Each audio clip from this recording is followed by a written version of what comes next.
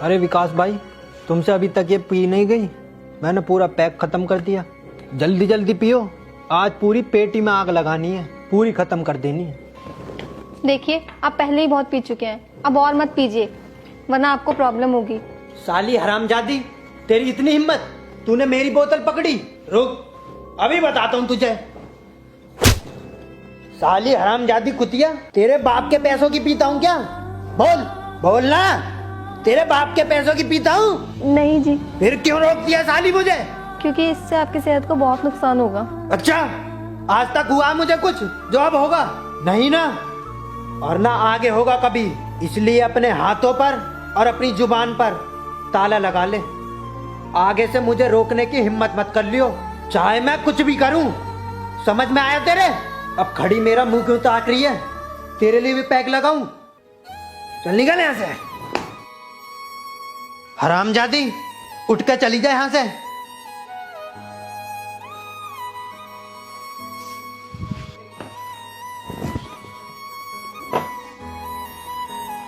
एक पैक और लगाओ।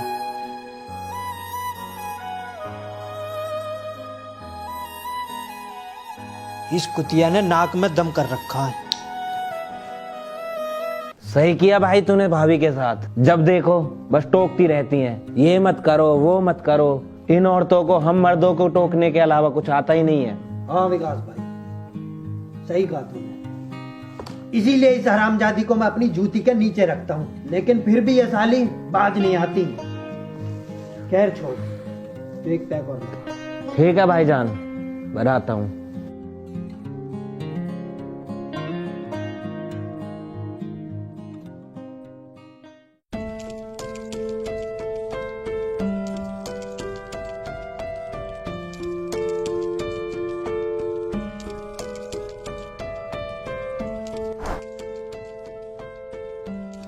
दामाद जी, मैं सोच रहा था एक बार गांव घूम आऊं, 2 साल से जा नहीं पाया हूं। अच्छा, और यहाँ जो काम है वो तेरा बाप करेगा आके, जो तू गांव घूमने चल दिया?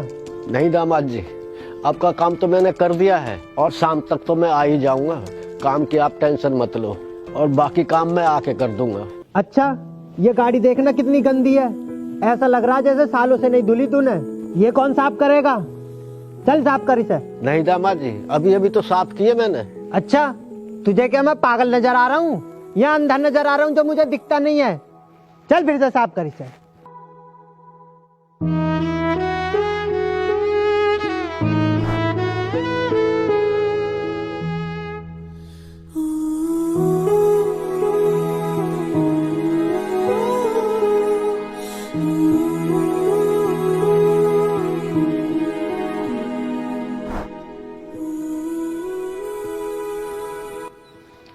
हो गई दामाद जी आपकी कार साफ, अब तो जा सकता हूँ। साफ हो गई तो क्या हुआ?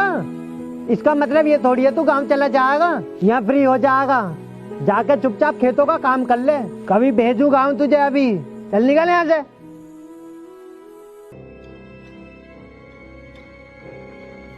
क्यों भाई, ये तो तेरे ससुर जी है ना? हाँ भाई, बदकिस्मती से ये मेरा ससुर है। तो फिर भाई तू इनसे ऐसे क्यों काम कराता है और इतनी बदतमीजी से क्यों बोल रहा है? भाई ये बुड्ढा इसी लायक है, तुझे मालूम है ना, दहेज में मैंने 45 लाख की गाड़ी मांगी थी। इस साले बुड्ढे ने मुझे 40 लाख रुपए कैश दे दिए। घर वालों की वजह से मुझे शादी तो करनी पड़ गई, लेकिन मैंने भी सोच लिया था इसे और इसकी बेटी को चैन से नहीं जीने दूंगा। इसीलिए मैं उससे इतना चिढ़ता हूँ और उसके बाप से इतना काम करवाता हूँ। सही है भाई, क्या तरीका निकाला है तूने बदला लेने का।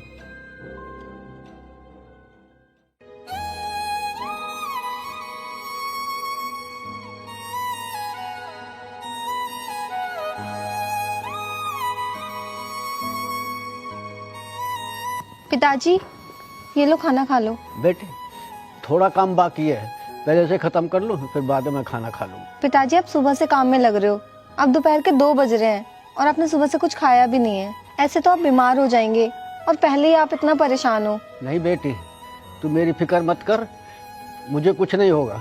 बेटी तू जा, मैं काम खत्म करके आऊंगा तब खाना खा लूंगा। नहीं पिताजी, आप पहले खाना खा लो, फिर कितना भी काम कर लेना, वरना मुझे बुरा लगेगा। ठीक है बेटी, जब तू ऐसी जिद कर रही है मैं खा लेता हूँ।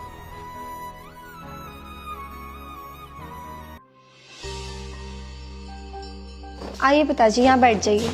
नहीं बेटे, दामाद जी देख लेंगे तो गुस्सा होंगे। मैं नीचे बैठ जाता हूँ।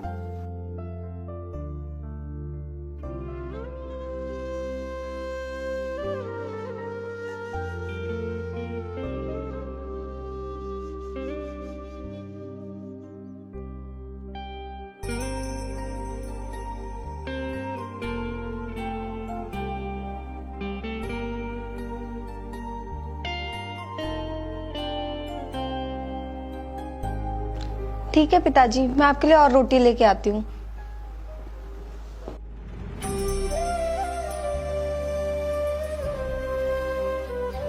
अरे विकास भाई देखना, तुम्हारा ससुर कैसे मजे में खाना उधेड़ रहा है जबकि सारी कार गंदी पड़ी है।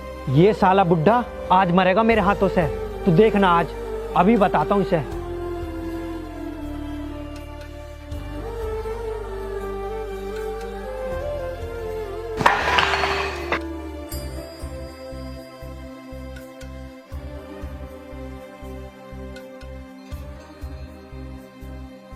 साले बुड्ढे, एक तो तूने कोई काम नहीं किया है, ऊपर से यहाँ रोटी और चांद रहा है। अरे छोड़ो, ये क्या कर रहे हो आप? क्यों बदतमीजी कर रहे हो आप इनके साथ? एटलीस्ट इनकी उम्र का तो ख्याल करो। क्या कहा? बदतमीजी कर रहा हूँ? अभी तो तूने बदतमीजी देखी नहीं है, लेकिन अभी बताता हूँ तुझे बदतमीजी होती क्या है। हरामजादी मुझे सिखाएगी तू? मुझे? एक तो तू अपने कामचोर बुड्ढे को मजे से खिला पिला रही है और मुझसे उल्टा जबान लड़ा रही है। चल निकल मेरे घर से। ले जाऊं? दामाद जी ये क्या कर रहे हो आप? ऐसा मत करो, मैं आपके आगे हाथ जोड़ता हूँ, भगवान के लिए ऐसा मत करो। क्यों ना करूं? मेरी शादी हुई है इससे, बीवी है मेरी, जो मन करेगा वो करूंगा। और इसके लिए तू जिम्मेदार है हरामी बुड्ढे। तूने कम पैसों का बहाना बनाकर दहेज में तूने मेरी मनपसंद की गाड़ी नहीं दी। ये बात मैं बिल्कुल नहीं भूल सकता और ना ही तुम दोनों को भूलने दूंगा। लेकिन दामाद जी, घर बार जमीन जायदाद सब कुछ बेचने के बाद 40 लाख हो पाए और कुछ बचा नहीं मेरे पास, इसलिए नहीं दे पाया। उस गलती के लिए मैं आपसे हाथ जोड़ के माफ़ी मांगता हूँ। लेकिन मेरी एक ही बेटी है, बड़ी मुसीबतों से मैंने इसे पाला पोसा है। ऐसा मत करो इसके साथ, इसे घर से मत निकालो। देख बुड्ढे, मैं अपने बाप की नहीं सुनता, तेरी तो तब सुनूंगा। इसलिए तुम दोनों को आज घर से तो निकालूंगा ही, ताकि भीख मांगो तुम, सब जगह बेइज्जती हो तुम्हारी। तुम दोनों को तब पता चलेगा मेरी बात ना मानने का नतीजा। चल अब निकल यहाँ से, बहुत हुआ तुम दोनों का ड्रामा। प्लीज ऐसा मत कीजिए, मैं आपके आगे हाथ जोड़ती हूँ। प्लीज इन्हें माफ कर दीजिए। इन्होंने तो पूरी कोशिश की थी 50 लाख की, पर सब कुछ बेचने के बाद भी सिर्फ 40 लाख ही हो पाए, इसीलिए नहीं दे सके। वो सब बहाने मुझे मत बता। तू क्या कम झूठी है तो इसी हरामी की बेटी। तुझे क्या पता मेरी कितनी बेइज्जती हुई थी सभी के सामने, जब मुझे शादी में फॉर्च्यूनर नहीं मिली। आजकल तो छोटे मोटे लोगों को भी लग्जरी गाड़ी मिल जाती है, और मैं तो इतना पढ़ा लिखा हूँ, अमीर हूँ, फिर भी तेरे बाप ने कोई गाड़ी नहीं दी मुझे। और इस बेइज्जती का बदला तुम दोनों से लेकर रहूंगा। चलो निकले यहाँ से। चल बुड्ढे, तू भी चल, तू भी निकल इससे। भाई यहाँ से। अभी भी यहीं खड़ा है, इतना बेशर्म बुड्ढा मैंने नहीं देखा। चला जा यहाँ से, चल ले जा अपनी बेटी को, भागो यहाँ से।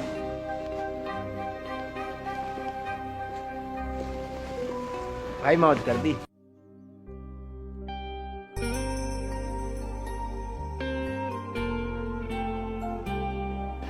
बस बेटी, अब और नहीं चला जा रहा मुझसे भूखे पेट, कहीं बैठ लेते हैं। आओ पिताजी, वहाँ बैठते हैं।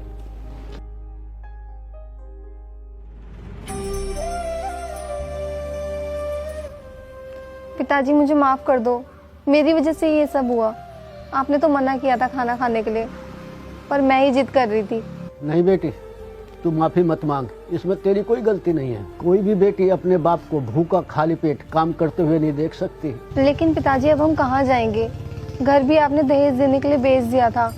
मेरी तो अब कुछ समझ नहीं आ रहा। बेटी, मेरी भी समझ में कुछ नहीं आ रहा। अब इस उम्र में मुझे कोई काम तो देगा नहीं, कुछ पैसे कमा सकूं, तेरा पेट भर सकूं। अब तो भगवान ही मालिक है। अरे ये शिवानी अपने पिताजी के साथ यहाँ पर क्यों बैठी है? परेशान सी भी लग रही है। ऐसा करता हूँ, जाकर पूछता हूँ एक बार।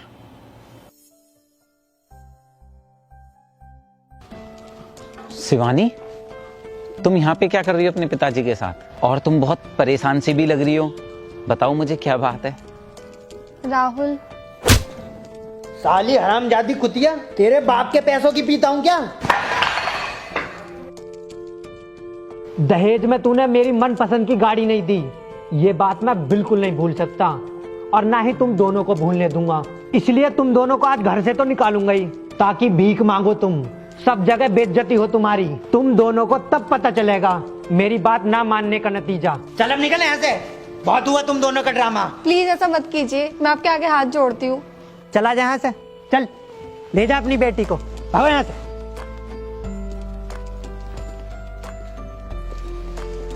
भाई मौज कर दी। क्या इतना सब कुछ किया उसने तुम्हारे साथ? छी, शर्म आती है ऐसे लोगों की घटिया सोच पर। लेकिन बेटा हम क्या करें, हमारी तो किस्मत में ही ऐसा लिखा है।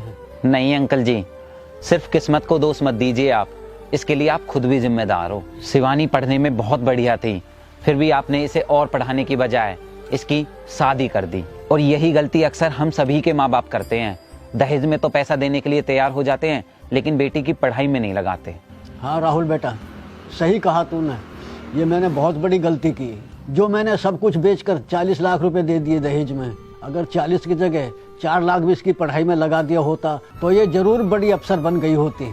लेकिन शिवानी अभी भी देर नहीं हुई है, अगर तुम चाहो तो अभी भी अपने सपने को पूरा कर सकती हो। हाँ बिल्कुल चाहती हूँ मैं, ताकि अपने पति से इनकी बेइज्जती का बदला ले सकूं और उसे सबक सिखा सकूं। ठीक है तो फिर चलो मेरे साथ, आओ बाबा।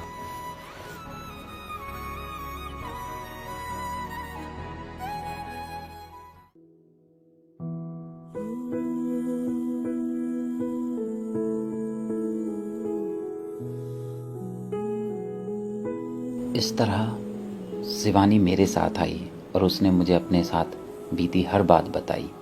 शिवानी के बारे में जानकर मुझे खुद शर्म आई कि कैसे शराबी और दहेज के लालची लोग अपनी बीवी और बच्चों का जीवन नरक बना देते हैं। चीयर्स।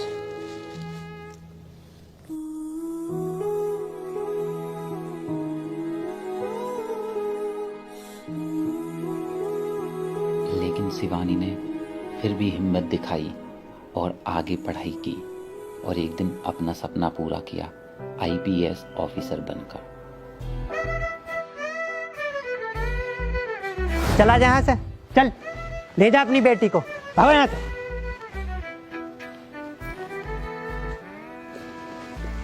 भाई मौज कर दी।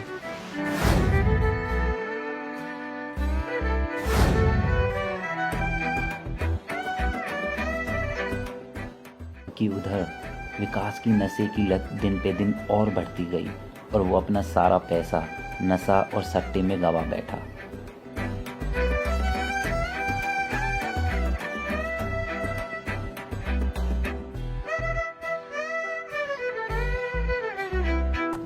यहाँ तक कि उसके खुद के दोस्त उस पर मार लगाने लगे, उसका साथ छोड़ दिया और उसके पिताजी ने उसको बड़ी मुश्किलों से लोगों से बचाया। मार रहे हो? क्यों मार रहे हो मेरे बेटे को? अरे क्यों मार रहे हो भैया मेरे बेटे को? 50 लाख जुए में हार गया, रोज कल कह देता। क्या 50 लाख? 50 लाख कहाँ से देंगे हम? इसने शराब जुए में सारी जमीन बेच दी, सारा बिजनेस खत्म हो गया, बस अब एक घर बचा है।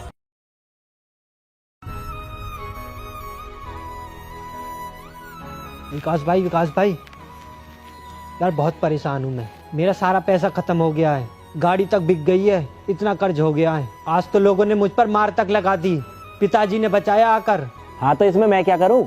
भाई तू मेरा दोस्त है, तूने भी मेरे साथ बहुत मौज की है, अब मुझे तेरी जरूरत है, प्लीज मेरी मदद कर दे भाई। देख तुझ पर कर्जा हो गया है, इसमें मेरी कोई गलती नहीं है, इसलिए मैं तेरी कोई हेल्प नहीं कर सकता। कभी तेरी हेल्प करने के चक्कर में मुझ पे भी कर्जा हो जाए। चल अब निकल यहाँ से।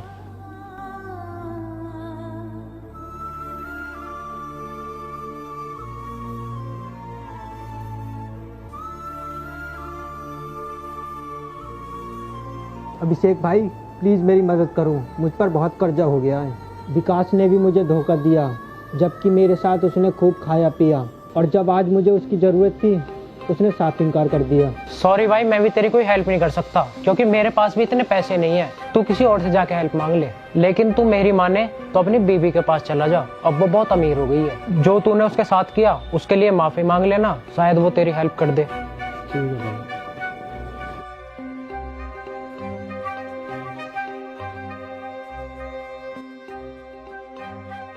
शिवानी प्लीज़ हेल्प मी, मुझे तुम्हारी मदद की बहुत ज़रूरत है। मेरे दोस्तों ने पैसों के लिए मुझे धोखा दे दिया। अब समझ आ रहा है मुझे तुम्हारा दर्द। प्लीज़ मुझे माफ़ कर दो। क्या कहा? तुझे माफ कर दूं? तू माफी के लायक नहीं है, बल्कि तुझे तो ऐसी सजा मिलनी चाहिए जिसे तू जिंदगी भर याद रख सके, क्योंकि तूने जो पाप किया है ना, वो माफी के लायक नहीं है। देखो शिवानी, जो हुआ वो भूल जाओ और मुझे फिर से अपना लो। आखिरकार मैं हूँ तो तुम्हारा पति ही। शादी हुई है मेरी तुमसे, पति हूँ मैं तुम्हारा। क्या कहा? पति है तू मेरा? अरे पति क्या होता है, पति का धर्म क्या होता है, कभी सोचा है तूने? नहीं। सोचेगा भी क्यों?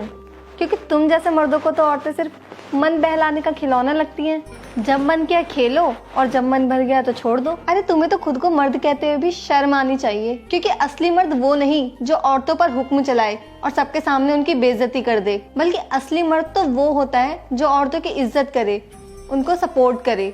लेकिन ये सब तेरे जैसों के समझ नहीं आएगा, इसलिए बेकार है तुझे समझाना। और रही बात माफी की, तो जो तूने मेरे साथ किया उसे तो एक बार को मैं भूल भी जाऊं, पर जो सब तूने मेरे पिताजी के साथ किया उसके लिए तो बेटा मैं तुझे कभी माफ नहीं कर सकती। और अब चल निकल यहाँ से। और अब जब तू दर दर की ठोकरें खाएगा ना और भीख मांगेगा, तब तुझे समझ आएगा कि क्या बीती होगी मुझ पे, जब तूने मुझे और मेरे पिताजी को बेइज्जती करके घर से भगा दिया था। चल अब निकल यहाँ से। कोई हेल्प नहीं कर सकती मैं तेरी, ना तुझे माफ कर सकती।